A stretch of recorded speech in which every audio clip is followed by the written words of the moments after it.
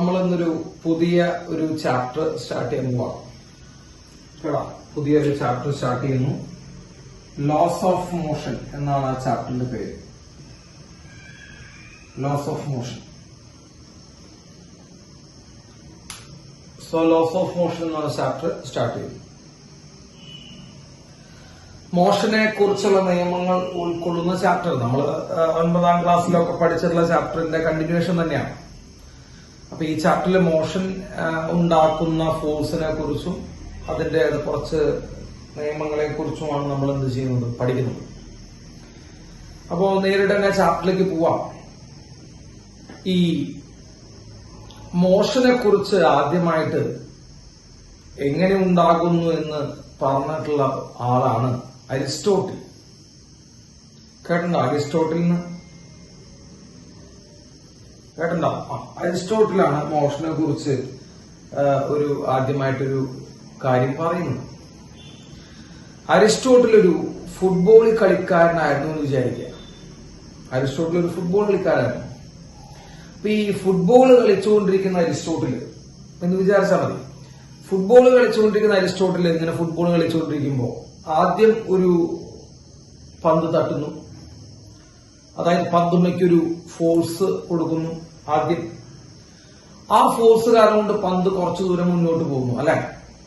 അത് കഴിഞ്ഞ് പന്ത് കുറച്ചു നേരം നിൽക്കും, അല്ലേ? നിൽക്കും. സ്വാഭാവികമായിട്ട് നമ്മൾ കണ്ടിട്ടില്ല, ഫുട്ബോൾ തട്ടുമ്പോൾ പന്ത് കുറച്ചു നേരം നിൽക്കും. വീണ്ടും എന്ത് ചെയ്യുന്നു, അയാള് കാലുകൊണ്ട് വീണ്ടും പന്ത് തട്ടുന്നു. അപ്പൊ വീണ്ടും കുറച്ചു ദൂരം എന്ത് ചെയ്യുന്നു, പന്ത് പോകുന്നു. പന്ത് വീണ്ടും അവിടെ നിൽക്കുന്നു. വീണ്ടും പന്ത് തട്ടുന്നു. അപ്പൊ വീണ്ടും കുറച്ച് പന്ത് പോകുന്നു, അവിടെ കഴിഞ്ഞ് അവിടെ നിൽക്കുന്നു, അല്ലെ? യെസ്. അപ്പോ ഇതാണ് അരിസ്റ്റോട്ടില് ചിന്തിച്ചത്. അപ്പൊ അരിസ്റ്റോട്ടിൽ ചിന്തിക്കുമ്പോ ഒരു ഫുട്ബോൾ കളിക്കാരനായിരുന്നു എന്ന് ചിന്തിച്ചാൽ മതി. കേട്ടോ? അരിസ്റ്റോട്ടിൽ ഒരു ഫുട്ബോൾ കളിക്കാരനായിരുന്നു എന്ന് ചിന്തിച്ചാൽ മതി. അപ്പൊ അരിസ്റ്റോട്ടിൽ ചിന്തിക്കുന്ന സമയത്ത് ഒരു തവണ നമ്മളൊരു ഫോഴ്സ് ഒരു ബോളിലേക്ക് കൊടുത്തു കഴിഞ്ഞു കഴിഞ്ഞാൽ, ഒരു തവണ ഒരു ഫോഴ്സ് നമ്മൾ ബോളിലേക്ക് കൊടുത്തു കഴിഞ്ഞു കഴിഞ്ഞാൽ ആ ബോൾ കുറച്ചു ദൂരം മൂവ് ചെയ്ത് നിൽക്കും. വീണ്ടും ഫോഴ്സ് കൊടുത്താൽ മാത്രമേ എന്ത് ചെയ്യുള്ളൂ, ആ ബോൾ മൂവ് ചെയ്യുള്ളൂ. അപ്പൊ വീണ്ടും ഫോഴ്സ് കൊടുത്താൽ വീണ്ടും കുറച്ചു ദൂരം മൂവ് ചെയ്യും, പിന്നെ നിൽക്കും. വീണ്ടും ഫോഴ്സ് കൊടുത്താൽ വീണ്ടും കുറച്ചു ദൂരം മൂവ് ചെയ്യും, നിൽക്കും. അപ്പോ അരിസ്റ്റോട്ടിൽ ഇങ്ങനെ ചിന്തിക്കുകയാണ്, ഈ ബോളിനെ കണ്ടിന്യൂസ് ആയിട്ട് തുടർച്ചയായിട്ട് ഇങ്ങനെ മൂവ് ചെയ്യിക്കണമെങ്കിൽ നമ്മൾ എന്ത് ചെയ്തുകൊണ്ടിരിക്കണം, തുടർച്ചയായിട്ട് എന്ത് കൊടുത്തുകൊണ്ടിരിക്കണം, ഫോഴ്സ് കൊടുത്തുകൊണ്ടിരിക്കണം. ശരിയാണോ? അരിസ്റ്റോട്ടിലെ ചിന്താഗതി നോക്കട്ടോ. ഒരു ബോളിനെ തുടർച്ചയായിട്ട് മൂവ് ചെയ്യിക്കണമെങ്കിൽ തുടർച്ചയായിട്ട് നമ്മൾ എന്ത് കൊടുത്തുകൊണ്ടിരിക്കണം, ഫോഴ്സ് കൊടുത്തുകൊണ്ടിരിക്കണം. കാരണം എന്താ, ആദ്യം കുറച്ച് നേരം കൊടുത്തു കഴിഞ്ഞാൽ അത് അവിടെ പോയി നിൽക്കും. ഒരു ഫോഴ്സ് കൊടുത്തു കഴിഞ്ഞാൽ കുറച്ച് കഴിഞ്ഞാൽ ബോൾ പോയി നിൽക്കുന്നുണ്ട്, അല്ലെ? നിങ്ങൾ ഫുട്ബോൾ കളിക്കുമ്പോൾ അതന്നെയല്ലേ. നമ്മൾ ഫുട്ബോൾ കളിക്കുമ്പോൾ എന്താ ചെയ്യണേ, നമ്മൾ ബോൾ കൊടുക്കുന്നു, ഫോഴ്സ് കൊടുക്കുന്നു, ബോൾ തട്ടുന്നു, കുറച്ച് പോയി കഴിഞ്ഞാൽ ആ ബോൾ അവിടെ നിൽക്കുന്നുണ്ട്. വീണ്ടും പോയി ബോൾ തട്ടിയാൽ മാത്രമേ ബോൾ മൂവ് ചെയ്യുള്ളൂ. അപ്പോ ഒരു തവണ ഫോഴ്സ് കൊടുത്ത ബോൾ കണ്ടിന്യൂസ് ആയിട്ട് മൂവ് ചെയ്യോ? കണ്ടിന്യൂസ് ആയിട്ട് തുടർച്ചയായിട്ട് ഒരു ബോൾ മൂവ് ചെയ്യണമെങ്കിൽ ഒരു തവണ ഫോഴ്സ് കൊടുത്താൽ മതിയോ? ഇല്ല, കണ്ടിന്യൂസ് ആയിട്ട് എന്ത് ചെയ്യണം, ഫോഴ്സ് കൊടുക്കണം. അങ്ങനെയാണ് അരിസ്റ്റോട്ടിൽ പറഞ്ഞത്. അക്കോർഡിംഗ് ടു അരിസ്റ്റോട്ടിലിന്റെ കാര്യം പറഞ്ഞേണ്ട. According to Aristotle, a continuous force is required for the continuous motion. A continuous force is required. A continuous force is required for continuous motion. ഒരു ഒബ്ജക്റ്റ് കണ്ടിന്യൂസ് ആയിട്ട് എന്ത് ചെയ്യണമെങ്കിൽ, ഒരു object continuous ആയിട്ട് move ചെയ്യണമെങ്കിൽ continuous ആയിട്ട് എന്ത് വേണം മക്കളെ, ഫോഴ്സ് വേണം എന്ന ആളാണ് Aristotle. So according to Aristotle a continuous force is required for the continuous motion. മനസ്സിലായോ? കിട്ടിയോ? എക്സാമ്പിൾ മനസ്സിലായില്ലേ? എക്സാമ്പിൾ മനസ്സിലായെന്ന് വിചാരിക്കുന്നുണ്ടോ? എക്സാമ്പിൾ ഒന്നുമില്ല. ഒരു പന്തെടുത്ത് കാലുകൊണ്ട് തട്ടുക. പന്തെടുത്ത് കാലുകൊണ്ട് തട്ടുന്ന സമയത്ത് പന്ത് കുറച്ചു നേരം മൂവി നിൽക്കും. പിന്നെ വീണ്ടും കാലുകൊണ്ട് തട്ടുക, അപ്പൊ വീണ്ടും കുറച്ചു നേരം മൂവി നിൽക്കും. വീണ്ടും കാലുകൊണ്ട് തട്ടുക, അപ്പൊ വീണ്ടും കുറച്ചുകൂടെ മൂവ് നിൽക്കും. അപ്പൊ പന്ത് ഇങ്ങനെ കണ്ടിന്യൂസ് ആയിട്ട് തുടർച്ചയായിട്ട് മൂവ് ചെയ്തുകൊണ്ടിരിക്കണമെങ്കിൽ നമ്മൾ തുടർച്ചയായിട്ട് എന്ത് ചെയ്തുകൊണ്ടിരിക്കണം, കാലുകൊണ്ട് തട്ടിക്കൊണ്ടിരിക്കണം. അതായത് ഫോഴ്സ് കൊടുത്തുകൊണ്ടേയിരിക്കണം. അപ്പൊ നമ്മൾ തുടർച്ചയായിട്ട് ഫോഴ്സ് കൊടുത്താൽ മാത്രമേ തുടർച്ചയായിട്ട് എന്ത് ചെയ്യുള്ളൂ, ആ ഒബ്ജക്റ്റ് മൂവ് ചെയ്യുള്ളൂ എന്നാണ് ആര് പറഞ്ഞത്, അരിസ്റ്റോട്ടിൽ പറഞ്ഞത്. കേട്ടോ മക്കളെ? സംശയമൊന്നുമില്ലല്ലോ. അരിസ്റ്റോട്ടിൽ പറഞ്ഞ മനസ്സിലായി. ഒരു ബോഡിനെ തുടർച്ചയായിട്ട് മൂവ് ചെയ്യിക്കണമെങ്കിൽ തുടർച്ചയായിട്ട് നമ്മൾ എന്ത് കൊടുത്തുകൊണ്ടിരിക്കണം, ഫോഴ്സ് കൊടുത്തുകൊണ്ടിരിക്കണം. അരിസ്റ്റോട്ടില് പറഞ്ഞത് തെറ്റാണ്. ശ്രദ്ധിക്കണ്ട, അരിസ്റ്റോട്ടിൽ പറഞ്ഞത് തെറ്റാണ്. ഒരു ഒബ്ജക്റ്റിനെ മൂവ് ചെയ്യിക്കാൻ കണ്ടിന്യൂസ് ആയിട്ട് ഫോഴ്സ് കൊടുക്കണം എന്നാണ് അരിസ്റ്റോട്ടിൽ പറഞ്ഞത്. ഒരു ഒബ്ജക്റ്റിനെ മൂവ് ചെയ്യിക്കാൻ കണ്ടിന്യൂസ് ആയിട്ട് ഫോഴ്സ് കൊടുക്കണം എന്ന് അരിസ്റ്റോട്ടിൽ പറഞ്ഞു. അരിസ്റ്റോട്ടിൽ പറഞ്ഞത് തെറ്റാണ് എന്ന് പറഞ്ഞ സയന്റിസ്റ്റ് ആണ് ഗലീലിയോ ഗലീലി. കേട്ടിട്ടുണ്ടോ? Galileo, yes. അപ്പൊ ഗലീലിയോന്റെ വളരെ ഫേമസ് ആയിട്ടുള്ള ഒരു ഇൻക്ലൈൻഡ് പ്ലെയിൻ എക്സ്പെരിമെന്റ് എന്ന് പറഞ്ഞ എക്സ്പെരിമെന്റ് ഉണ്ട്. Inclined plane experiment. അപ്പൊ ഗലീലിയോന്റെ വളരെ ഫേമസ് ആയിട്ടുള്ള ഇൻക്ലൈൻഡ് പ്ലെയിൻ എക്സ്പെരിമെന്റ് വെച്ചിട്ട് ഗലീലിയോ അരിസ്റ്റോട്ടിൽ പറഞ്ഞത് തെറ്റാണെന്ന് പ്രൂവ് ചെയ്യുന്നുണ്ട്. അരിസ്റ്റോട്ടിൽ പറഞ്ഞത് തെറ്റാണെന്ന് പ്രൂവ് ചെയ്യുന്നുണ്ട്. ആ എക്സ്പെരിമെന്റ് നമ്മൾ ചെറുതായിട്ട് ഇവിടെ നിന്ന് പറഞ്ഞു തരുന്നുണ്ട്, ശ്രദ്ധിച്ചു കേട്ടാൽ മതി. അപ്പോ ആദ്യമായിട്ട് മോഷനെ കുറിച്ച് നമുക്ക് ഒരു റെക്കോർഡിക്കലി ഒരു കാര്യം പറഞ്ഞത് അരിസ്റ്റോട്ടിലാണ്. അരിസ്റ്റോട്ടിൽ എന്ത് പറഞ്ഞു എന്ന് നമ്മൾ പറഞ്ഞു. ഒരു ഒബ്ജക്റ്റിനെ കണ്ടിന്യൂസ് ആയിട്ട് മൂവ് ചെയ്യിക്കണമെങ്കിൽ എന്ത് വേണം? കണ്ടിന്യൂസ് ആയിട്ട് അതിലേക്ക് എന്ത് കൊടുത്തുകൊണ്ടിരിക്കണം? ആലോചിച്ച് പറ. ഒരു ഒബ്ജക്റ്റിനെ കണ്ടിന്യൂസ് ആയിട്ട് മൂവ് ചെയ്യിക്കണമെങ്കിൽ കണ്ടിന്യൂസ് ആയിട്ട് അതിന്റെ ഉള്ളിലേക്ക് എന്ത് കൊടുത്തുകൊണ്ടിരിക്കണം? ഫോഴ്സ് കൊടുത്തുകൊണ്ടിരിക്കണം എന്നാണ് അരിസ്റ്റോട്ടിൽ പറഞ്ഞത്. അത് തെറ്റാണെന്ന് പ്രൂവ് ചെയ്യുന്ന ഗലീലിയോയുടെ അതിഫേമസ് ആയിട്ടുള്ള എക്സ്പെരിമെന്റ് ആണ് ഗലീലിയോസിന്റെ ഇൻക്ലൈൻഡ് പ്ലെയിൻ എക്സ്പെരിമെന്റ്. അത് നമ്മൾ പറയാൻ പോകും. ശ്രദ്ധിച്ചിരിക്കട്ടോ, നല്ല രസം. ഈ ചാപ്റ്റർ ഒന്നാമതേ പഠിക്കാൻ നല്ല രസമാണ്, ശ്രദ്ധിച്ചിരിക്കുന്നുണ്ട്. അല്ലെങ്കിൽ ഭയങ്കര ബുദ്ധിമുട്ടാണ് കേട്ടോ. യെസ്, ഗലീലിയോയുടെ എക്സ്പെരിമെന്റ്.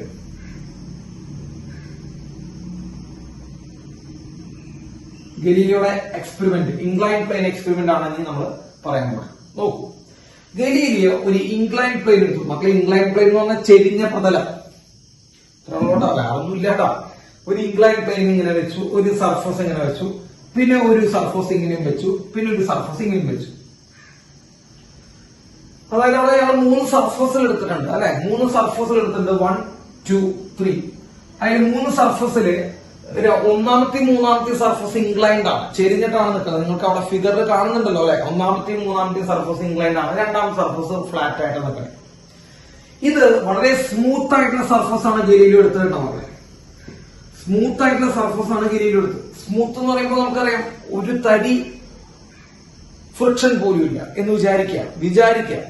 ഫ്രിക്ഷൻ ഇല്ലാത്ത, ഫ്രിക്ഷൻ എന്ന് പറയുമ്പോൾ നമുക്കറിയാലോ ഘർഷണമില്ലാത്ത, ഫ്രിക്ഷൻ ഇല്ലാത്ത ഒരു സാധനമാണ് നമ്മൾ എടുത്തത്.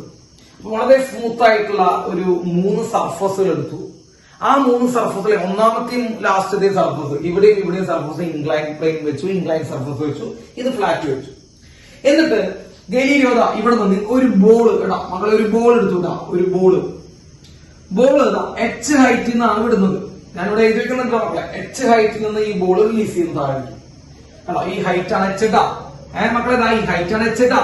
ഈ H ഹൈറ്റ് നിന്ന് ആ ബോള് റിലീസ് ചെയ്യുന്നു.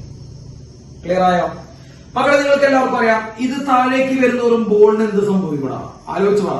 ഇങ്ങനെ താഴേക്ക് വരുന്നവരും ബോളിന് എന്ത് സംഭവിക്കും? ബോളിന്റെ സ്പീഡിന് എന്ത് സംഭവിക്കുന്നു പറ. നിങ്ങൾക്ക് കോമൺ സെൻസിൽ ചിന്തിക്കാവുന്ന ക്വസ്റ്റ്യൻ ആണ്. മുകളിൽ നിന്ന് താഴേക്ക് ബോൾ ഇങ്ങനെ ഒഴുകി ഇങ്ങനെ താഴേക്ക് വരുമ്പോ, നിങ്ങൾ പാർക്കിലൊക്കെ പോയിട്ട് ഒഴുകിയിട്ടുള്ളതാ കേട്ടാ. അങ്ങനെ പറഞ്ഞ സമയത്ത് ഇവിടെ സ്പീഡ് കൂടാ ചെയ്യാം, സ്പീഡ് കൂടുന്നു. ഓക്കെ, മുകളിൽ നിന്ന് താഴേക്ക് വരുമ്പോൾ എന്ത് സംഭവിക്കും മക്കളെ? സ്പീഡ് കൂടുന്നു. എത്ര ഹൈറ്റിൽ നിന്നാണ് അത് വരുന്നത്? എത്ര ഹൈറ്റിൽ നിന്നാണ് വരുന്നത്? അതാണ് ട്വിസ്റ്റ്. എത്ര ഹൈറ്റിൽ നിന്ന് നമ്മൾ മുകളിൽ നിന്ന് താഴേക്ക് വരുന്നത്? പറ, എത്ര ഹൈറ്റിൽ നിന്നാണ് മുകളിൽ നിന്ന് താഴേക്ക് വരുന്നത്? H ഹൈറ്റിൽ നിന്നാണ് അത് മുകളിൽ നിന്ന് താഴേക്ക് വരുന്നത്. സോ ഇത് H ഹൈറ്റിൽ നിന്നാണ് താഴേക്ക് വരുന്നത്. അപ്പൊ താഴേക്ക് വരുന്ന സമയത്ത് സ്പീഡ് കൂടും. ഇവിടെ ഈ ബോൾ ഇങ്ങനെ മൂവ് ചെയ്യുന്ന സമയത്ത് സ്പീഡിൽ മാറ്റം ഉണ്ടാകുമോ? ആലോചിച്ചു നോക്കൂ.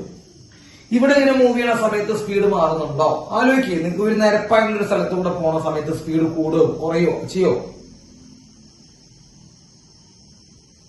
ഇല്ല. അപ്പൊ ഇവിടെ എന്താണ് മക്കളെ? സ്പീഡ് കോൺസ്റ്റന്റ് ആണ്.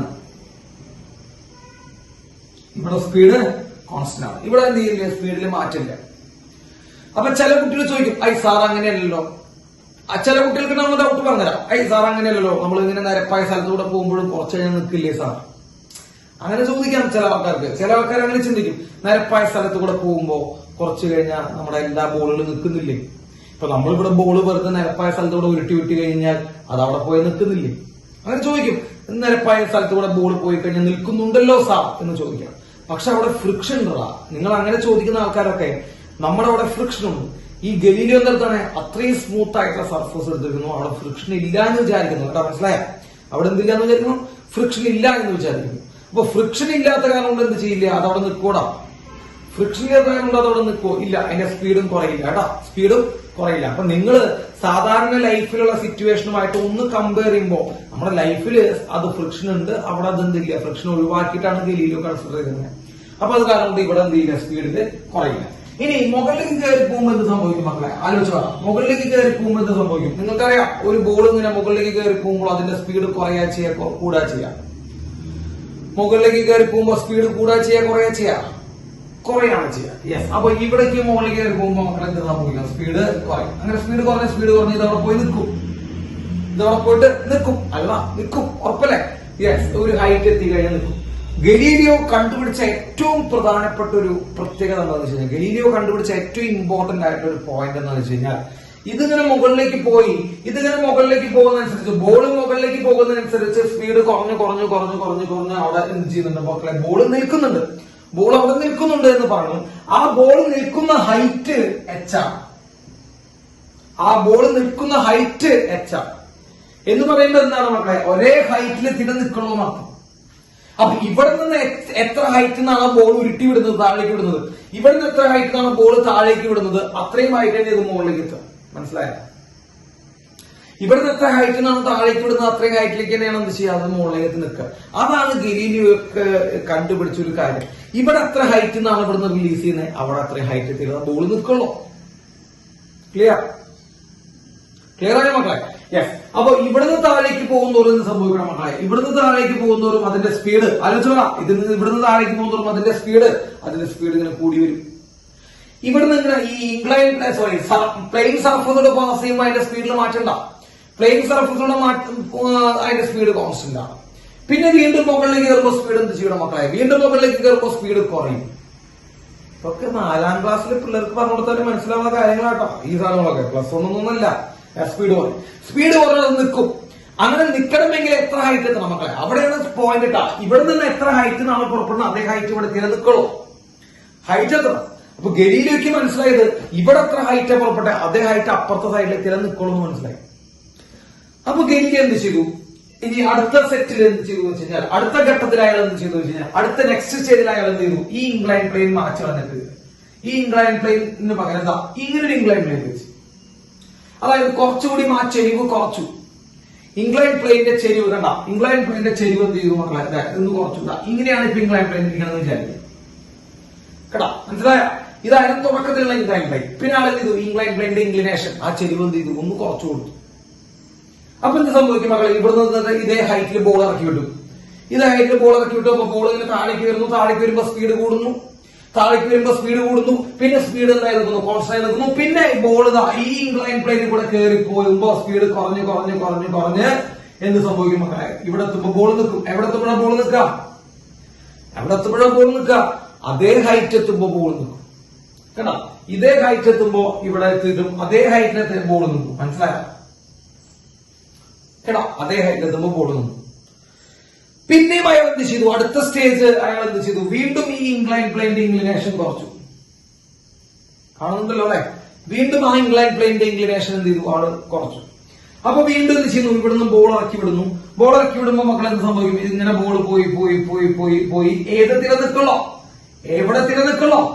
ഒരേ ഹൈറ്റ് എത്തിയതാണ് നമ്മളെ നിൽക്കുള്ളൂ. ശരിയല്ലേ?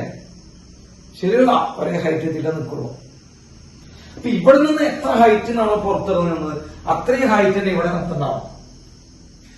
അപ്പൊ നിങ്ങൾ നോക്കിയേ, നിങ്ങളൊന്ന് നല്ല കുട്ടികളായിട്ട് നോക്കിയേ. സാർ ഇവിടെ 1, 2, 3 എന്ന് പറഞ്ഞ 3 വ്യത്യസ്ത രീതിയിൽ ഇൻക്ലൈൻ പ്ലെയിൻ വെച്ചിട്ടുണ്ട്. 1, 2, 3 എന്ന് പറഞ്ഞ 3 വ്യത്യസ്ത രീതിയിൽ ഇൻക്ലൈൻ പ്ലെയിൻ വെച്ചിട്ടുണ്ട്. ഈ 1ലും 2ലും 3ലും ഹൈറ്റ് എത്രയാണ്? ഈ 1ലും 2ലും 3ലും ഈ ബോൾ എത്തുന്ന ഹൈറ്റ് സെയിം അല്ലേ? അതാണ് പ്രത്യേകത. അത് നിങ്ങൾ ആദ്യം ചിന്തിക്കും. ഹൈറ്റ് സെയിം അല്ലേ? അതെ. അപ്പോ ഇവിടെ നിന്ന് എത്ര ഹൈറ്റിനാണ് ഇറക്കി വിടുന്നത്? ലെഫ്റ്റിൽ നിന്ന് എത്ര ഹൈറ്റിനാണ് ഇറക്കി വിടുന്നത് അത്രയും ഹൈറ്റിനെ അപ്പുറത്തുള്ളൂ. അപ്പൊ ഹൈറ്റ് സെയിമാണ്. ഇനി ഞാൻ സാറ് ചോദിക്കുന്ന ചോദ്യം വളരെ ശ്രദ്ധിച്ചേക്കിട്ട. ഒന്നാമത്തെ ഇൻക്ലൈൻ പ്ലെയിനും രണ്ടാമത്തെ ഇൻക്ലൈൻ പ്ലെയിനും മൂന്നാമത്തെ ഇൻക്ലൈൻ പ്ലെയിനും നമ്മൾ സൂക്ഷിച്ചു നോക്കുമ്പോ മൂന്നിലേക്കും എത്തുന്ന ഹൈറ്റ് സെയിമാണ്. ഹൈറ്റ് സെയിം ആയിട്ടേ ബോൾ നിൽക്കുന്നുള്ളൂ. അതൊക്കെ എനിക്ക് ഇഷ്ടപ്പെട്ടു, ഞാൻ സമ്മതിച്ചു. ഹൈറ്റ് സെയിം ആയിട്ടേ ബോൾ നിൽക്കുന്നുള്ളൂ. ഏത് ഇൻക്ലൈൻ പ്ലെയിനിലാണ് ദൂരം കൂടുതൽ മൂവ് ചെയ്തത്? ഏത് ഈ ചെരിഞ്ഞ പ്രതലത്തിലൂടെയാണ് ദൂരം കൂടുതൽ മൂവ് ചെയ്തത്? നിങ്ങൾക്ക് അവിടെ നോക്കിയാൽ മനസ്സിലാവും. ഏത് ഇൻക്ലൈൻ പ്ലെയിനിൽ കൂടെയാണ് ഏറ്റവും കൂടുതൽ ദൂരം മൂവ് ചെയ്തത്? മൂന്നാമത്തെ ഇൻക്ലൈൻ പ്ലെയിനിൽ കൂടെയാണ്. അതെന്തുകൊണ്ടാണ് അതിൽ കൂടെ കൂടുതൽ ദൂരം മൂവ് ചെയ്തത്? മക്കളെ, അത്രയും ദൂരം മൂവ് ചെയ്താലേ എന്തെത്തുള്ളൂ? സെയിം ഹൈറ്റ് എത്തുന്നുള്ളൂ. സെയിം ഹൈറ്റ് എത്താൻ വേണ്ടിയിട്ട് എത്ര ദൂരം മൂവ് ചെയ്തു? കുറെ ദൂരം മൂവ് ചെയ്തു. മൂന്നാമത്തേല്, ഒന്നാമത്തേല് നമ്മൾ മൂവ് ചെയ്ത ദൂരം, മൂന്നാമത്തേല് നിങ്ങൾ മൂവ് ചെയ്ത ദൂരം നിങ്ങൾ നോക്കിയാൽ മതി. ആ ഉണ്ടകൾ വരച്ചു പോകുന്നതാണ് ദൂരം, ആ വട്ടങ്ങൾ വരച്ചു പോയതാണ് ദൂരം. മൂന്നാമത്തെ ഇൻക്ലൈൻ പ്ലെയിനിൽ കുറച്ചും കൂടി ദൂരം കൂടുതൽ തോന്നുന്നുണ്ടെങ്കിൽ, അതിന് തോന്നാത്ത പിള്ളേരുണ്ടെങ്കിലാണ് ഏറ്റവും വിറ്റ്. ഇതാണ് ഫസ്റ്റ് ഇൻക്ലൈൻ പ്ലെയിനിൽ സഞ്ചരിച്ച ദൂരം, ഇതാണ് മൂന്നാമത്തെ ഇൻക്ലൈൻ പ്ലെയിനിൽ സഞ്ചരിച്ച ദൂരം. മക്കളെ നോക്കടാ, ഇതും തമ്മിൽ നിങ്ങൾക്ക് വല്ല വ്യത്യാസം തോന്നുന്നുണ്ടോ? ഇല്ല, ഞങ്ങൾക്ക് അങ്ങനെ വ്യത്യാസമില്ല. ഇതും തമ്മിൽ വ്യത്യാസം ഉണ്ടാ? വ്യത്യാസമുണ്ട്. ഏതിലാ ദൂരം കൂടുതൽ? ഏതിലാ ദൂരം കൂടുതൽ? ദൂരം കൂടുതല് മൂന്നാമത്തേലാ. എന്തുകൊണ്ടാ ദൂരം കൂടിയ? അതിന്റെ ചെരിവ് കുറഞ്ഞ കാരണം കൊണ്ടാ. അപ്പൊ ചെരിവ് കുറഞ്ഞു നിൽക്കുന്നു. ഒരേ ഹൈറ്റ് എത്തിയിട്ടാ ഈ ബോൾ നിൽക്കുന്നുള്ളൂ. ഒരേ ഹൈറ്റ് എത്തിയിട്ട് ഈ ബോൾ നിൽക്കുന്ന കാരണം കൊണ്ട് അത്രയും ഹൈറ്റ് എത്താൻ കുറച്ചുകൂടി ദൂരം ട്രാവൽ ചെയ്യേണ്ടി വരും. ശരിയാണോ? അപ്പൊ ചെരിവ് കുറഞ്ഞ കാരണം കൊണ്ട്, സാറ് റിപ്പീറ്റ് ചെയ്യുന്നു, ചെരിവ് കുറഞ്ഞ കാരണം കൊണ്ട് ഒരേ ഹൈറ്റ് എത്തിയിട്ടേ നിൽക്കാൻ പാടുള്ളൂ എന്നുള്ള കാരണം കൊണ്ട് ആ ഹൈറ്റ് അറ്റൈൻ ചെയ്യാൻ കുറച്ചുകൂടി ദൂരം കൂടുതൽ ട്രാവൽ ചെയ്യേണ്ട വന്നതാണ് ആ ബോളിന്. ശരിയാണോ? അപ്പൊ നിങ്ങൾ മനസ്സിലേക്ക് വെക്കേണ്ട ഒറ്റ കാര്യം ഇതാണോ, ഇവിടുന്ന് എത്ര ഹൈറ്റ് നിന്നാണോ പുറപ്പെടുന്നത് അവിടെയും അത്ര ഹൈറ്റ് നിലനിൽക്കുള്ളൂ. അത് മനസ്സിലായ? അത് ക്രിസ്റ്റൽ ക്ലിയർ ആയിട്ട് നമ്മുടെ മനസ്സിലേക്ക് കയറിയില്ലേ? ഇവിടുന്ന് എത്ര ഹൈറ്റ് നിന്നാ പുറപ്പെടുന്നത് അത് അവിടെ എത്തിയിട്ട് അത്ര ഹൈറ്റ് നിലനിൽക്കുള്ളൂ. Okay, yes. ഇനി സാറ് ഇൻക്ലൈൻ പ്ലെയിനെ ഇങ്ങനെ വെച്ചാണ് പറഞ്ഞത്. ഇതാണ് അതിന്റെ വളരെ വിശ്വവിഖ്യാതമായിട്ടുള്ള ഇൻക്ലൈൻ പ്ലെയിൻ. സാർ ഇങ്ങനെ വെച്ചു, പ്ലെയിൻ ആയിട്ട് വെച്ചു ആ സർഫസിനെ. കേട്ടോ, ഈ സർഫസിനെ നമ്മൾ ഇങ്ങനെ പ്ലെയിൻ ആയിട്ട് വെച്ചു. അങ്ങനെ പ്ലെയിൻ ആയിട്ട് ആ സർഫസ് വെച്ച് കഴിഞ്ഞാൽ, ഒരു പ്ലെയിൻ സർഫസ് വെച്ച് കഴിഞ്ഞാൽ, ചെരിവൊന്നും ഇല്ലാണ്ട് വെച്ച് കഴിഞ്ഞാൽ, മക്കളെ ഇവിടെ നിന്ന് നമ്മൾ ഉരുട്ടിവിട്ട ബോൾ ശ്രദ്ധിച്ചിരിക്കട്ടാ. ഇവിടെ നിന്ന് നമ്മൾ ഉരുട്ടിവിട്ട ബോൾ ഇങ്ങനെ പോയി സ്പീഡ് കോൺസ്റ്റന്റ്. ഇവിടുന്ന് താഴേക്ക് വരുന്ന ഒരു സ്പീഡ് കൂടി, താഴേക്ക് വരുന്ന ഒരു സ്പീഡ് കൂടി, ഇവിടുന്ന് അങ്ങോട്ട് പോകുമ്പോൾ സ്പീഡ് കോൺസ്റ്റന്റ് ആണ്. പിന്നെ ഇവിടെ ഇങ്ങനെ നേരെ പോയിക്കൊണ്ടിരിക്കും. എപ്പോഴാണ് നിൽക്കാൻ പാടുള്ളോ? അതാണ് വിറ്റ്. എപ്പോഴാണ് നിൽക്കാൻ പാടുള്ളോ? നിങ്ങൾ പറ, എപ്പോഴാണ് നിൽക്കേണ്ടത്? നമ്മൾ എന്താ പഠിപ്പിച്ചത്? നിൽക്കാനുള്ള കണ്ടീഷൻ എന്താ പഠിപ്പിച്ചത്? നിൽക്കണമെങ്കിൽ എന്തെത്തണം? എച്ച് ഹൈറ്റ് എത്തണം. ഇവിടെ നിന്ന് എത്ര ഹൈറ്റിനാണോ പുറപ്പെടുന്നത് അത്രയും ഹൈറ്റ് അപ്പുറത്തെത്തണം. അങ്ങനെ എത്തോടാ ഈ കേസിൽ. ഇങ്ങനെ സർഫസ് വെച്ച് കഴിഞ്ഞാൽ ഹൈറ്റ് എത്തോടാ മക്കളെ ഈ കേസിൽ? എത്തുമോ എത്തില്ലേ? നിങ്ങൾ പറ, എത്തില്ല. ഇങ്ങനെ ഫ്ലാറ്റ് ആയിട്ട് സർഫസ് വെച്ച് ഹൈറ്റ് എത്തോ? എത്തില്ല. ഹൈറ്റ് എത്താതെ ബോൾ നിൽക്കോ? ഇറ്റ് ഹൈറ്റ് എത്താതെ ബോൾ നിൽക്കാൻ പാടും നമ്മുടെ കോൺസെപ്റ്റില്? എന്താ? ഇല്ല. അപ്പോ ഈ ബോൾ വല്ലപ്പോഴും നിൽക്കോടാ? ഈ ബോൾ വല്ലപ്പോഴും നിൽക്കോ? ഈ ബോൾ നിൽക്കില്ല. ഈ ബോൾ ഇങ്ങനെ പോയിക്കൊണ്ടേയിരിക്കും. ഈ ബോൾ ഇങ്ങനെ പോയിക്കൊണ്ടേയിരിക്കും. എന്ത്? സ്പീഡ് കോൺസ്റ്റന്റ് മക്കളെ. സർഫസ് ഇങ്ങനത്തെ സർഫസ് പോകുമ്പോ സ്പീഡ് കോൺസ്റ്റന്റ് അല്ലേ? യെസ്, ഇങ്ങനെ പോയിക്കൊണ്ടേയിരിക്കും. അപ്പോ ഈ സർഫസിന് സ്പീഡ് കോൺസ്റ്റന്റ്. അപ്പൊ സ്പീഡ് ഇങ്ങനെ കോൺസ്റ്റന്റ് ആയിട്ട് ഇങ്ങനെ പോയിക്കൊണ്ടേയിരിക്കും ഈ ബോൾ. അപ്പോ ഒരു ബോൾ ഇങ്ങനെ മൂവ് ചെയ്യിക്കാൻ ഫോഴ്സ് കൊടുക്കേണ്ട വന്നാ, നിങ്ങൾ നോക്ക്, ഇവിടെ ഇങ്ങനെ ബോൾ മൂവ് ചെയ്യിക്കുമ്പോ നമ്മൾ വല്ല ഫോഴ്സ് കൊടുക്കേണ്ട വന്നാ ഇതിങ്ങനെ പോയിക്കൊണ്ടേയിരിക്കുകയാണ്. അതിങ്ങനെ പോയിക്കൊണ്ടേയിരിക്കുക. അപ്പോ അരിസ്റ്റോട്ടിൽ എന്താ പറഞ്ഞേ? ആ ബോഡിയെ മൂവ് ചെയ്യിക്കാൻ എന്ത് വേണം? ഫോഴ്സ് കൊടുത്തുകൊണ്ടേയിരിക്കണം എന്നാ പറഞ്ഞേ. അരിസ്റ്റോട്ടില് ഒരു ബോഡിയെ മൂവ് ചെയ്യിക്കാൻ ഫോഴ്സ് കൊടുത്തുകൊണ്ടേയിരിക്കണം എന്നാണ് അരിസ്റ്റോട്ടിൽ പറഞ്ഞത്. മറ്റവെന്താ പറഞ്ഞേ? ഗലീലിയോ വന്നിട്ട് എന്താ പറഞ്ഞേ? ഗലീലിയോ പറഞ്ഞതാ ഇത് ഇങ്ങനെ പോവാണെങ്കിൽ അത് നിൽക്കില്ല, അതിങ്ങനെ പോയിക്കൊണ്ടേയിരിക്കും. കേട്ടോ, പോയിക്കൊണ്ടിരിക്കും.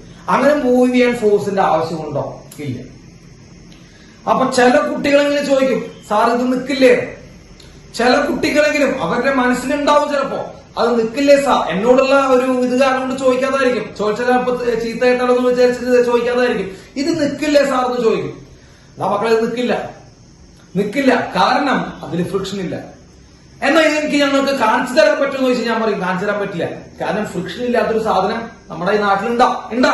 ഈ ലോകത്ത് ഫ്രിക്ഷൻ ഇല്ലാത്ത, ഘർഷണമില്ലാത്ത ഒരു സാധനം, ഘർഷണം എന്നാണ് മലയാള വാക്കിട്ടാ, അതില്ലാത്തൊരു സാധനം ഉണ്ടോ? ഇല്ല. നിങ്ങളൊരു ഫ്രിക്ഷൻ ഇല്ലാത്തൊരു സർഫസ് കൊണ്ടുതാ, ഞാനിത് കാണിച്ചു തരാം. എന്നാ ഞാൻ നിങ്ങളുടെ മുമ്പിൽ വയ്ക്കുന്ന കണ്ടീഷൻ ഇതാ, നിങ്ങളൊരു ഫ്രിക്ഷൻ ഇല്ലാത്ത സർഫസ് കൊണ്ടുതാ, ഞാൻ കാണിച്ചു തരാം. അപ്പൊ ഒരു ബോഡിയെ മൂവ് ചെയ്യിക്കാൻ ഫോഴ്സ് വേണോ? ഒരു ബോഡിയെ മൂവ് ചെയ്യിക്കാൻ ഫോഴ്സ് വേണോ? ആലോചിച്ച് പറ. ഒരു ബോഡിയെ മൂവ് ചെയ്യിക്കാൻ ഫോഴ്സ് വേണോ? ഫോഴ്സ് വേണം. എങ്ങനെ മൂവ് ചെയ്യിക്കാൻ മക്കളെ? അവന്റെ സ്പീഡ് നോക്ക്. സ്പീഡ് കോൺസ്റ്റന്റ് അല്ലേ? ശ്രദ്ധിക്കട്ട, സ്പീഡ് കോൺസ്റ്റന്റ്. എന്തെങ്കിലും യൂണിഫോം മോഷൻ എന്ന് പറയാം. പറഞ്ഞോളൂ മക്കളെ, ഞാൻ ഒരു സ്റ്റെപ്പ് കയറി ചെറുതായിട്ട് കയറി യൂണിഫോം മോഷൻ എന്ന് പറയാം. അപ്പൊ ഒരു ബോഡിയെ യൂണിഫോം മോഷനിൽ മൂവ് ചെയ്യാൻ ഫോഴ്സ് വേണം. ഒരു ബോഡിയെ യൂണിഫോം മോഷനിൽ മൂവ് ചെയ്യാൻ ഫോഴ്സ് വേണം. വേഗം പറ. നല്ല കുട്ടികളായിട്ട് നിന്ന് പരിപാടി കഴിഞ്ഞ് നമ്മുടെ ഫോഴ്സ് വേണ്ട. അപ്പൊ ഒരു ബോഡിയെ യൂണിഫോം മോഷനിൽ മൂവ് ചെയ്യാൻ ഫോഴ്സ് വേണ്ട എന്ന് പറഞ്ഞതാരാ? ഒരു ബോഡിയെ യൂണിഫോം മോഷനിൽ മൂവ് ചെയ്യാൻ ഫോഴ്സ് വേണ്ട എന്ന് പറഞ്ഞതാരാ? ഗലീലിയോ ആണ് പറഞ്ഞത് കേട്ടോ. അപ്പൊ ഗലീലിയോയുടെ വളരെ ഫേമസ് ആയിട്ടുള്ള ഇൻക്ലൈൻഡ് പ്ലെയിൻ എക്സ്പെരിമെന്റ് അന്നത്തെ മോഷനെ കുറിച്ചുള്ള പല ധാരണകളും തെറ്റിച്ചു. അരിസ്റ്റോട്ടിൽ പറഞ്ഞത് ഒരു കാരണം നമ്മൾ നോക്കുമ്പോൾ അങ്ങനെയല്ല. നിങ്ങൾ ആലോചിച്ച് നോക്കിട്ടാ, നമ്മൾ ഡേ ടു ഡേ ലൈഫിൽ കാണുന്ന എക്സാമ്പിൾ ഒക്കെ അരിസ്റ്റോട്ടിൽ പറഞ്ഞ പോലെ. എന്താ അരിസ്റ്റോട്ടിൽ പറഞ്ഞേ? ഒരു ബോഡിയെ മൂവ് ചെയ്യാൻ കുറെ ഫോഴ്സ് ഇങ്ങനെ കൊടുത്തുകൊണ്ടിരിക്കണം എന്നാ പറഞ്ഞ അരിസ്റ്റോട്ടിൽ. ശരിയാണ്. നമ്മൾ നോക്കുമ്പോ എന്താ, ഒരു ചെറിയ തവണ ഫോഴ്സ് കൊടുത്തു കഴിഞ്ഞാൽ കുറച്ചു ദൂരം മൂവ് ചെയ്ത് ബോഡി നിൽക്കുന്നുണ്ട്. ശരിയല്ലേ? അല്ലടാ മക്കളെ, കുറച്ചു ദൂരം മൂവ് ചെയ്യുന്നു, നമ്മളവിടെ നിൽക്കുന്നു. വീണ്ടും ഫോഴ്സ് കൊടുത്താലാണ് വീണ്ടും കുറച്ചു ദൂരം മൂവ് ചെയ്യാ, പിന്നെ അവിടെ പോയി നിൽക്കും. വീണ്ടും ഫോഴ്സ് കൊടുത്താൽ വീണ്ടും കുറച്ചു ദൂരം മൂവ് ചെയ്ത് നിൽക്കും. ശരിയാണോ? യെസ്. ഇതാണ് നമ്മൾ കണ്ടുകൊണ്ടിരിക്കുന്നത്. അപ്പൊ നമ്മൾ കണ്ടുകൊണ്ടിരിക്കുന്നതാണ് അരിസ്റ്റോട്ടിൽ പറഞ്ഞത്. ഒരു ബോഡിയെ മൂവ് ചെയ്യിക്കാൻ എന്ത് വേണം? കണ്ടിന്യൂസ് ആയിട്ട് എന്ത് കൊടുത്തുകൊണ്ടേയിരിക്കണം? ഫോഴ്സ് കൊടുത്തുകൊണ്ടിരിക്കണം. പക്ഷേ ഗലീലിയോ പറഞ്ഞതല്ല, ഒരു ബോഡിയെ യൂണിഫോം മോഷനില് കോൺസ്റ്റന്റ് സ്പീഡില് കോൺസ്റ്റന്റ് വെലോസിറ്റിയിൽ മൂവ് ചെയ്യിക്കാൻ എന്ത് വേണ്ട? ഒരു ഫോഴ്സ് വേണ്ട എന്നാണ് അയാൾ എന്തിനു പറഞ്ഞത് നോക്കളെ? അയാളുടെ ഇൻക്ലൈൻഡ് പ്ലെയിൻ എക്സ്പെരിമെന്റിൽ നിന്ന് പറഞ്ഞത്. ഈ അരിസ്റ്റോട്ടിലിന് തെറ്റുപറ്റാനുള്ള കാരണം എവിടെയാണെന്നറിയും? അരിസ്റ്റോട്ടിലിന് തെറ്റുപറ്റാനുള്ള കാരണം നിങ്ങൾക്കറിയേണ്ടതാണ്. നിങ്ങൾക്കറിയാം അരിസ്റ്റോട്ടിലിന് തെറ്റുപറ്റാനുള്ള കാരണം. അരിസ്റ്റോട്ടിൽ ഫ്രിക്ഷൻ എടുത്തിട്ടില്ല, അല്ലെങ്കിൽ ഫ്രിക്ഷൻ എന്ന് പറഞ്ഞ സാധനത്തിന് അവൻ ആളെന്ത് ചെയ്തിട്ടില്ല, ചിന്തിച്ചിട്ടില്ല. ശരിയല്ലേ? ഗലീലിയോ ഫ്രിക്ഷൻ ഉണ്ടെന്ന് ചിന്തിച്ചിട്ട് എന്ത് ചെയ്തു? ഗലീലിയോ ഫ്രിക്ഷൻ ഒഴിവാക്കിക്കൊണ്ടുള്ള സർഫസ് ഒക്കെ ഉണ്ടാക്കി. അങ്ങനെ ഫ്രിക്ഷൻ ഒഴിവാക്കിയപ്പോൾ നമുക്കിത് കാണാൻ പറ്റിയത്. ശരിയാണല്ലോ? ആണ്. ഫ്രിക്ഷൻ ഒരു ഫോഴ്സ് ആണ്. അവനും കൂടി ഒഴിവാക്കിയപ്പോൾ നമുക്കിത് കാണാൻ പറ്റി. അപ്പൊ ഒരു ബോഡിയെ ലാസ്റ്റ് ആൻഡ് ഫൈനൽ കൺക്ലൂഡ് ചെയ്യാണ്, ഒരു ബോഡിയെ യൂണിഫോം മോഷനിൽ മൂവ് ചെയ്യിക്കണമെങ്കിൽ ഫോഴ്സ് വേണോ? ഇത് മാത്രം പറഞ്ഞാൽ മതി നിങ്ങൾ, അല്ലാതെ എക്സ്പെരിമെന്റ് ഒന്നും ചോദിക്കില്ല. ഒരു ബോഡിയെ യൂണിഫോം മോഷനിൽ മൂവ് ചെയ്യിക്കാൻ ഫോഴ്സ് വേണോ? വേണ്ട. അപ്പൊ ഫോഴ്സ് ആക്ട് ചെയ്തില്ലെങ്കിൽ, ഇങ്ങനെ തിരിച്ചു ചിന്തിക്കാലോ മക്കളെ, തിരിച്ചു ചിന്തിച്ചോ. ഒരു ഫോഴ്സ് ആക്ട് ചെയ്തില്ലെങ്കിൽ ആ ബോഡി എന്തൊരു കണ്ടിന്യൂ ചെയ്യും? ഏത് മോഷനിൽ മൂവ് ചെയ്യാം ഒരു ബോഡിക്ക്? ഫോഴ്സ് ആക്ട് ചെയ്തില്ലെങ്കിൽ. യൂണിഫോം മോഷനിൽ മൂവ് ചെയ്യിക്കാൻ ഫോഴ്സ് വേണ്ട. തിരിച്ചു ചിന്തിക്കടാ. ഫോഴ്സ് ആക്ട് ചെയ്തില്ലെങ്കിൽ ആ ബോഡി ഏത് മോഷനിലിരിക്കും? ഫോഴ്സ് ആക്ട് ചെയ്തില്ലെങ്കിൽ ആ ബോഡി യൂണിഫോം മോഷനിലിരിക്കും. കേട്ടോ? ഓക്കെ. അപ്പോ അയാളുടെ ഗലീലിയോയുടെ ഒരു സ്റ്റേറ്റ്മെന്റ് ഉണ്ട്. Every body continues state of rest or uniform motion unless a force compelled on it.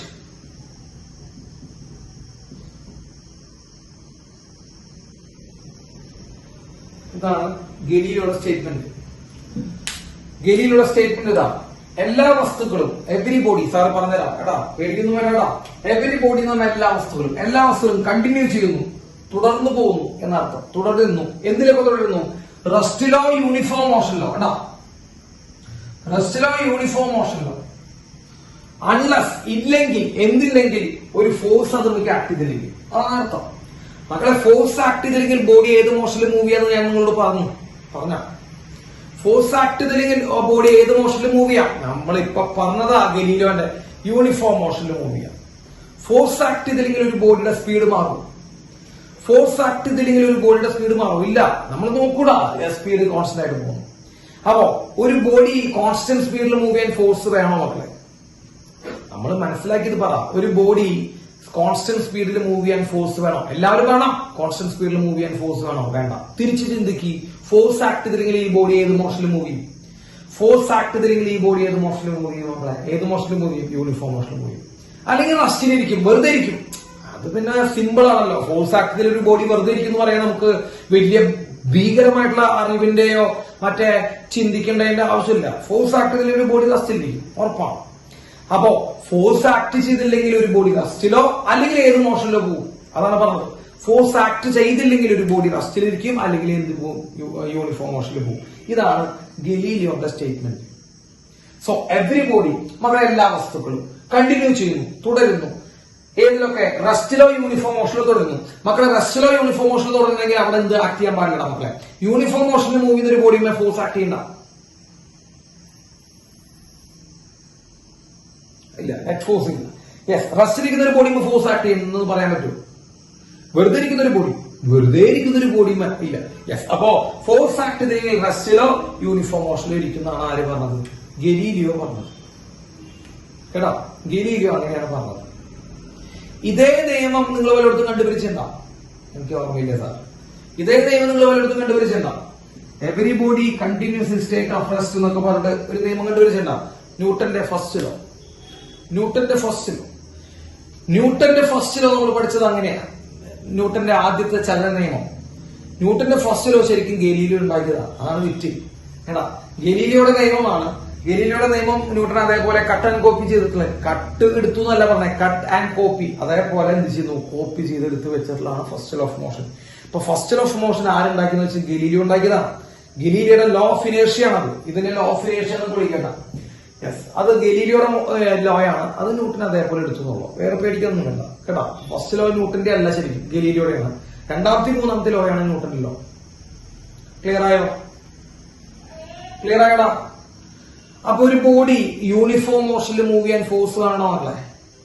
ഒരു ബോഡി യൂണിഫോം മോഷനിൽ മൂവ് ചെയ്യാൻ ഫോഴ്സ് വേണോ മക്കളെ? വേണ്ട. റെസ്റ്റിലിരിക്കാൻ ഫോഴ്സ് വേണോ മക്കളെ? റെസ്റ്റിലിരിക്കാനും ഫോഴ്സ് വേണം. ഇത് എഴുതി വെച്ചോ, ഇൻക്ലൈൻ പ്ലെയിൻ എക്സ്പെരിമെന്റ് എഴുതിയേക്ക്. അടുത്ത ടോപ്പിക് ഇനേർഷ്യ ആണ് കേട്ടോ. അടുത്ത ടോപ്പിക് ഇനേർഷ്യ.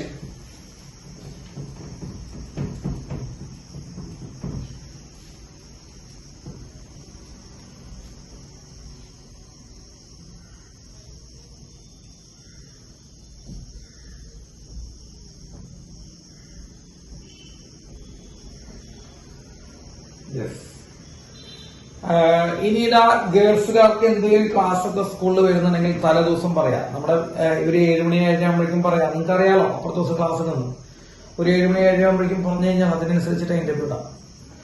ഇപ്പൊ ഇന്നത്തെ ക്ലാസ് മാറ്റി വെച്ചു എന്ന് പറഞ്ഞിട്ടുണ്ടല്ലോ, ശരിയാണോ? ഗേൾസിൽ ഇന്നത്തെ ക്ലാസ് നടന്നാ?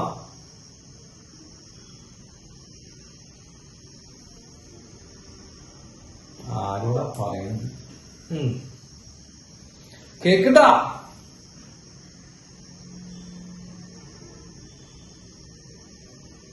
യെസ്. അപ്പൊ നിങ്ങൾക്ക് അങ്ങനെ സ്കൂളിൽ വല്ലതും ക്ലാസ് പറയുന്നുണ്ടെങ്കിൽ തലേ ദിവസം തന്നെ പറയാനാണ് പറഞ്ഞത്. കേട്ടോ, തലേ ദിവസം തന്നെ പറയാം. ടൈം ടേബിൾ ഉണ്ടാക്കാൻ മുമ്പ് പറഞ്ഞു കഴിഞ്ഞാൽ അതിനനുസരിച്ച് പറ്റാവുന്നൊക്കെ നോക്കും. Okay, yes. അടുത്ത് ഇനേർഷ്യ. മക്കളെ, അടുത്ത ടോപ്പിക്കാണ് നമ്മുടെ ഇനേർഷ്യ എന്ന് പറയും. സിമ്പിൾ ടോപ്പിക്കാണ് ഇനേർഷ്യ.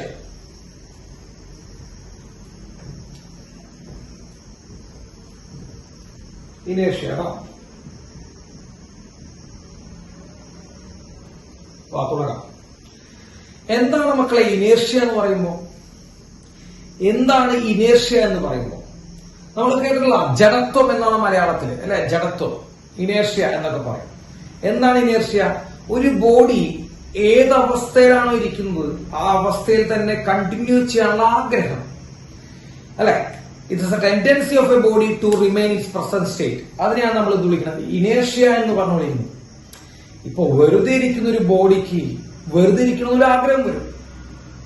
ഇപ്പൊ നിങ്ങൾ കുറെ കാലമായിട്ട് വെറുതെ ഇരിക്കുകയാണ്. അപ്പൊ നിങ്ങൾക്കൊരു ആഗ്രഹം വരികയാണ് വെറുതെ ഇരിക്കണം. അപ്പൊ അതിനെയാണ് നമ്മൾ ഇന്ന് വിളിക്കുന്നത് ഇനേർഷ്യ എന്ന് പറഞ്ഞു വിളിക്കുന്നത്. ഓൾറെഡി മൂവ് ചെയ്തുകൊണ്ടിരിക്കുന്ന ഒരു ബോഡിക്ക് ആ മൂവ്മെന്റ് കണ്ടിന്യൂ ചെയ്യണമെന്ന് ആഗ്രഹം വരും, ശരിയല്ലേ? ഓൾറെഡി മൂവ് ചെയ്തുകൊണ്ടിരിക്കുന്ന ഒരു ബോഡിക്ക് ഓൾറെഡി മോഷനിലാണ്, ഓൾറെഡി ഇങ്ങനെ മൂവ് ചെയ്തുകൊണ്ടിരിക്കുകയാണ്. അപ്പൊ അങ്ങനെ മൂവ് ചെയ്തുകൊണ്ടിരിക്കുന്ന ഒരു ബോഡിക്ക് ആ മോഷൻ കണ്ടിന്യൂ ചെയ്യണമെന്ന് എന്ത് വരും മക്കളെ? ഒരു ആഗ്രഹം വരും. അതാണ് ഇനേർഷ്യ. അപ്പൊ റെസ്റ്റിലിരിക്കുന്ന ഒരു ബോഡിക്ക് റെസ്റ്റിലിരിക്കാനും ഓൾറെഡി മൂവ് ചെയ്തുകൊണ്ടിരിക്കുന്ന ഒരു ബോഡിക്ക് ആ മൂവ്മെന്റ് കണ്ടിന്യൂ ചെയ്യാനുള്ള ആഗ്രഹത്തിനെ പറയുന്ന പേരാണ് നമ്മൾ ഇനേർഷ്യ എന്ന് പറഞ്ഞു വിളിക്കുന്നത്. ജഡത്വം എന്നാണ് പറയുക.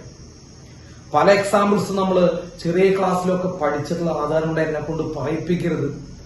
ബസ് നിർത്തിയിട്ടിരിക്കുന്ന ബസ് പെട്ടെന്ന് എടുക്കുമ്പോൾ അതിന്റെ ഉള്ളിൽ ആൾക്കാർ ബാക്കിലോട്ട് പോകുന്നു, നമ്മൾ പറഞ്ഞതാ, നമുക്കറിയാവുന്നതാ, അത് ഇനേർഷ്യയാണ്.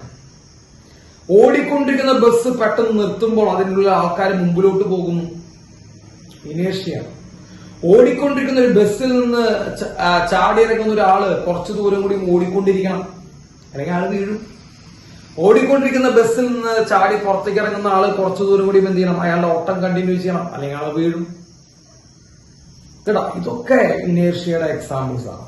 ഇതൊക്കെ നമ്മൾ കേട്ടിട്ടുള്ളതാണ്, പഠിക്കാത്തതായിട്ടുള്ളല്ലോ ഇനേർഷ്യ. ഇനേർഷ്യ പഠിച്ചിട്ടില്ലേ? ഇനേർഷ്യ പഠിച്ചിട്ടില്ലേ? ആ ഉണ്ട്. അപ്പൊ അത് ജസ്റ്റ് ഒന്ന് എന്ത് ചെയ്താൽ മതി, പൊടി തട്ടിയെടുത്താൽ മതി. ഇനേർഷ്യ എന്താണ്? സോ സാർ എഴുതാണ് tendency of a body, tendency of a body to remain present state, to remain its present state. Present ആയിട്ടുള്ള സ്റ്റേറ്റ്, അതായത് ഇപ്പൊ ഏത് അവസ്ഥയിലാണ് ഇരിക്കണേ ആ അവസ്ഥയിൽ തന്നെ കണ്ടിന്യൂ ചെയ്യാൻ ആഗ്രഹം. പ്രസന്റ് സ്റ്റേറ്റ്, ഇപ്പോൾ അവസ്ഥ റിമെയിൻ ചെയ്യുന്ന കണ്ടിന്യൂ ചെയ്യാം. ടെൻഡൻസി എന്ന് പറയുമ്പോ ആഗ്രഹം, ഒരു ബോഡിയുടെ ആഗ്രഹമാണ്. എന്തിനുള്ള ആഗ്രഹം? അതിന്റെ പ്രസന്റ് സ്റ്റേറ്റിൽ കണ്ടിന്യൂ ചെയ്യാൻ ആഗ്രഹം. ഇപ്പൊ ഏത് അവസ്ഥയിലാണ് ഇരിക്കണേ ആ അവസ്ഥ കണ്ടിന്യൂ ചെയ്യാൻ ആഗ്രഹം. ഇപ്പൊ വെറുതെ ഇരിക്കുകയാണെങ്കിൽ വെറുതെ ഇരിക്കാൻ തന്നെ ആഗ്രഹം. ഇപ്പൊ റെസ്റ്റിലാണ്, വെറുതെ നിൽക്കുകയാണുള്ള സ്ഥലത്ത്, അപ്പൊ അവിടെ നിൽക്കാൻ ഒരു ആഗ്രഹം വരും. ഓൾറെഡി മൂവ് ചെയ്തുകൊണ്ടിരിക്കുന്ന ഒരു ബോഡിയാണ്, അപ്പൊ ആ മൂവ്മെന്റ് കണ്ടിന്യൂ ചെയ്യാൻ എന്ത് വരും മക്കളെ, ഒരു ആഗ്രഹം വരും. അതിനെയാണ് നമ്മൾ വിളിക്കുന്നത്, ആ ആഗ്രഹത്തിനെയാണ് നമ്മൾ ഇനേർഷ്യ എന്ന് വിളിക്കുന്നത്. എല്ലാ ബോഡികൾക്കും ആഗ്രഹമുണ്ട്, എല്ലാ ബോഡികൾക്കും ആഗ്രഹമുണ്ട് കേട്ടോ. അതിനെയാണ് നമ്മൾ വിളിക്കുന്നത് മക്കളെ ഇനേർഷ്യ എന്ന് പറഞ്ഞു വിളിക്കുന്നത്. യെസ്, ഇനേർഷ്യ മെയിൻ ആയിട്ട് മൂന്നായിട്ട് ക്ലാസിഫൈ ചെയ്യാം. ഇനേർഷ്യ മെയിൻ ആയിട്ട് മൂന്നായിട്ട് ക്ലാസിഫൈ ചെയ്യുന്നു. Inertia of rest, first one. Next one inertia of motion, inertia of motion. And third one inertia of direction. കേട്ടിരുന്നാൽ മതി കേട്ടാ, അല്ലെങ്കിൽ ഇനേർഷ്യ എന്താണെന്നൊന്നും പരീക്ഷയ്ക്ക് ചോദിക്കുന്ന പരിപാടികളൊന്നും ഇവിടെ ഇല്ല കേട്ടാ. അങ്ങനെയുള്ള ഗംഭീരമായിട്ടുള്ള ക്വസ്റ്റ്യൻസ് ഒന്നും ചോദിക്കില്ല. ഇതിന് വേറെ ക്വസ്റ്റ്യൻസ് ഒക്കെ ഉണ്ട്, നിങ്ങൾ ഇത് കേട്ടിരിക്കുക. ഇതിനൊരു ടോപ്പിക് ഉണ്ടെന്ന് കേട്ടിരിക്കുക. Inertia of rest, inertia of motion, inertia of direction. എന്താണ് ഇനേർഷ്യ ഓഫ് റെസ്റ്റ്? മക്കൾ ആ പേര് തന്നെ ഉണ്ട്, റെസ്റ്റ് കേട്ടാ. റെസ്റ്റ് എന്നുള്ള പേര് കണ്ട. എന്താണ് റെസ്റ്റ്? വെറുതെ ഇരിക്കുന്ന അവസ്ഥ. വെറുതെ ഇരിക്കുന്ന അവസ്ഥയിൽ ഒരു ബോഡിക്ക് എന്തുണ്ട്? വെറുതെ ഇരിക്കുന്ന അവസ്ഥ, അതായത് റെസ്റ്റ് എന്നുള്ള വാക്കുണ്ടല്ലേ, യെസ്. റെസ്റ്റിലിരിക്കുന്ന ഒരു അവസ്ഥയിൽ, റെസ്റ്റിലിരിക്കുന്ന ഒരു ബോഡിക്ക് ആ അവസ്ഥ തന്നെ കണ്ടിന്യൂ ചെയ്യാൻ ആഗ്രഹം ഉണ്ടാവില്ലേ? റെസ്റ്റിലിരിക്കുന്ന ഒരു ബോഡിക്ക് ആ അവസ്ഥ കണ്ടിന്യൂ ചെയ്യാൻ ആഗ്രഹം ഉണ്ടാവില്ലേ? അതിനാണ് ഇനേർഷ്യ ഓഫ് റെസ്റ്റ് എന്ന് പറയുന്നത്. സിമ്പിൾ ആണ്. അപ്പൊ ഇനേർഷ്യ ഓഫ് റെസ്റ്റ് എന്ന് പറയുമ്പോൾ എന്താ അർത്ഥം മക്കളെ? It is a tendency of a body to remain state of rest. Rest ആണ്, വെറുതെ ഇരിക്കുകയാണ്. നിങ്ങളെപ്പോലുള്ള ആൾക്കാർ വെറുതെ ഇരിക്കുകയാണ്. വെറുതെ ഇരിക്കുന്ന ബോഡികൾക്ക് എന്ത് ചെയ്യണം? അത് വെറുതെ ഇരിക്കാൻ ഒരു ആഗ്രഹം വരും. അതാണ് ഇനേർഷ്യ ഓഫ് റെസ്റ്റ്. അപ്പൊ സാറ് എഴുതുന്നു it is a tendency of a body to remain, tendency of a body to remain present state of rest, present state of rest. വെറുതെ ഇരിക്കുന്ന ഒരു ബോഡിയാണ്.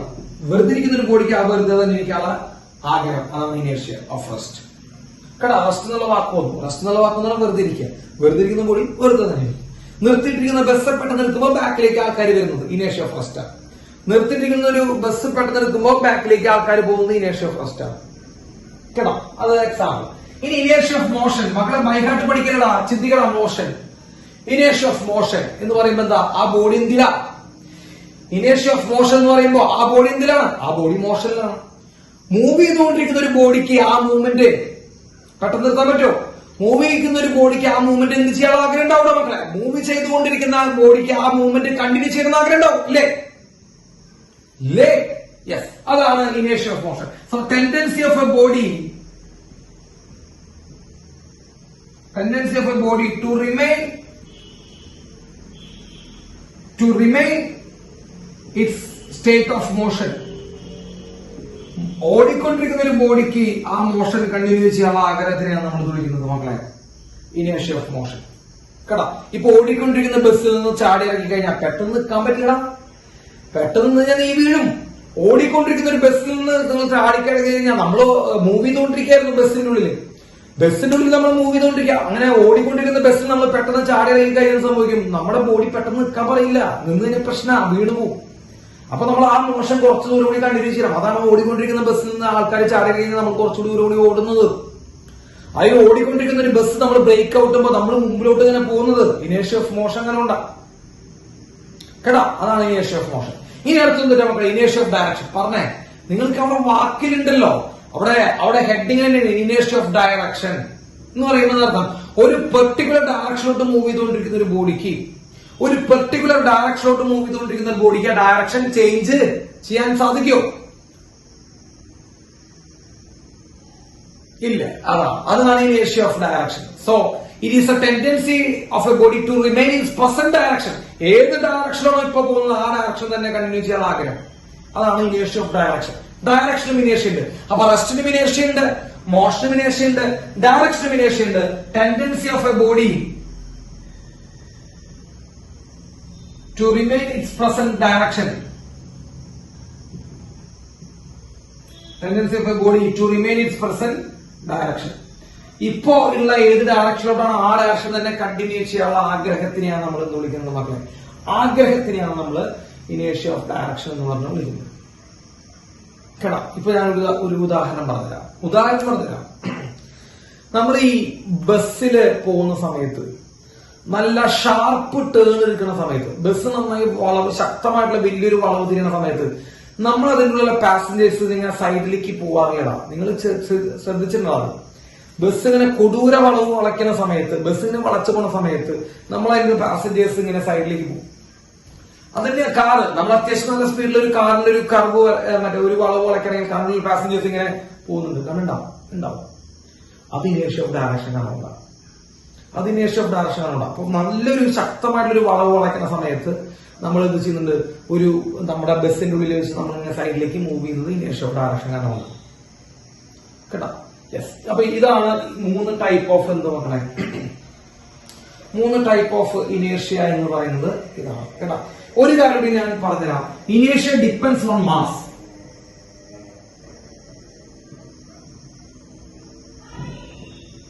Inertia depends on mass. മാസിനെയാണ് inertia depend ചെയ്യുന്നത്. Mass. കേട്ടോ, അപ്പൊ inertia എന്ന് പറഞ്ഞ ക്വാണ്ടിറ്റി എന്തിനാണ് ഡിപ്പെൻഡ് ചെയ്യണം? മാസിനെയാണ് ഡിപ്പെൻഡ് ചെയ്യണം. മാസ് ആർക്കാണോ കൂടുതൽ അവ ഇനേർഷ്യ കൂടുതലാണ്.